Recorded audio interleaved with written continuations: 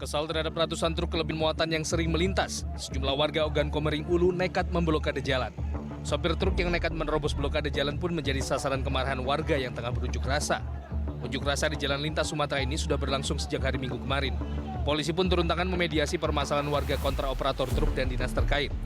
Masa meminta agar sopir truk berbalik arah dan tidak melintasi wilayah mereka, karena operasional truk kelebihan muatan sudah terbukti merusak sarana jalan umum di lingkungan warga. Pelaku pembunuhan terhadap seorang pemuda asal Tuban yang berprofesi sebagai penjual nasi ditangkap polisi. Pelaku ditangkap tim Reskrim Polresta Sidoarjo saat sedang berada di rumahnya. Tersangka tega membunuh korban dengan cara diracun dengan potasium sianida. Tersangka yang masih bersepupu dengan korban dendam lantaran motor tersangka dijual oleh ayah korban tanpa sepengetahuan tersangka.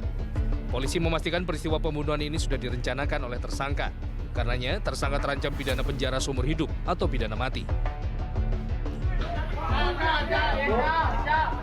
Polisi berhasil menangkap 2 tersangka penganiayaan terhadap seorang wanita di Jalan Pramuka, Kota Sukabumi, Jawa Barat. Polisi masih memburu pelaku utama R dan 6 pelaku lainnya yang terlibat penganiayaan 4 Agustus lalu. Dari pemeriksaan awal, pelaku menganiaya korban dengan sadis akibat cemburu buta. Pelaku terancam pasal pengeroyokan dan atau penganiayaan dengan ancaman hukuman 5 tahun penjara. Sebelumnya beredar rekaman video di mana terlihat korban yang merupakan seorang wanita dianiaya oleh 9 pria dengan cara diseret dan dilindas menggunakan sepeda motor.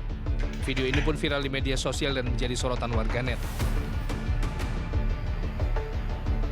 Polisi menggelar rekonstruksi kasus penembakan Bribda Ignatius Dwi Frisco oleh seniornya di Rusun Polri Cikeas Bogor, Jawa Barat. Rekonstruksi ini digelar secara tertutup dan dihadiri oleh orang tua dari Bribda Frisco. Tanggapi hal ini, keluarga meminta rekonstruksi dilaksanakan secara terbuka.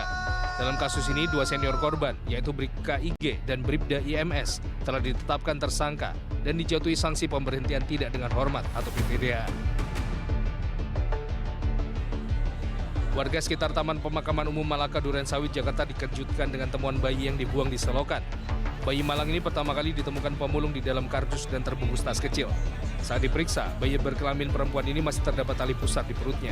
Warga yang penasaran berusaha memeriksa kondisi bayi yang sudah dalam keadaan menggigil kedinginan. Kasus ini sudah ditangani Polsek Durensawit dan sang bayi mendapat perawatan di rumah sakit. Gubernur Papua nonaktif Lukas NMB menjalani sidang lanjutan kasus dugaan suap dan gratifikasi. Di tengah kabar viral tingkahnya NMB di dalam tahanan, NMB hadir dengan kemeja putih dan penutup kepala. Agenda sidang NMB adalah mendengarkan keterangan 5 saksi. Sebelumnya, sidang pemeriksaan saksi kerap tertunda lantaran kondisi kesehatan NMB. Tim kuasa hukum NMB juga kerap meminta hakim agar klien mereka dijadikan tahanan kota. Inilah maling yang beraksi di rumah Ketua KPU Kabupaten Nrekang, Sulawesi Selatan. Menggunakan sarung sebagai penutup kepala, maling ini menggasak uang di dalam tas dan sejumlah barang berharga lainnya dari dalam rumah Ketua KPU Kabupaten Nrekang. Berdasarkan penyelidikan sementara, polisi menduga kejadian ini sebagai kriminal murni dan belum ada indikasi politis. Usai kejadian, warga sekitar langsung meningkatkan pengamanan termasuk menambah CCTV di permukiman.